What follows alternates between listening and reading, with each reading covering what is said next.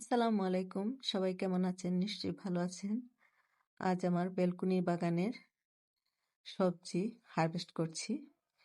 তো এখানে আমি করলা হারভেস্ট করছি। আর আমি কিছু আলু লাগিয়েছিলাম। তো আমার পাকনামিতে আলুগুলো নষ্ট হয়ে গিয়েছে। তো যা বেঁচে ছিল সেগুলোই তুলেছি।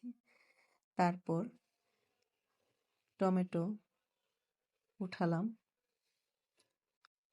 ভাল লাগছিল নিজের গাছের টমেটো।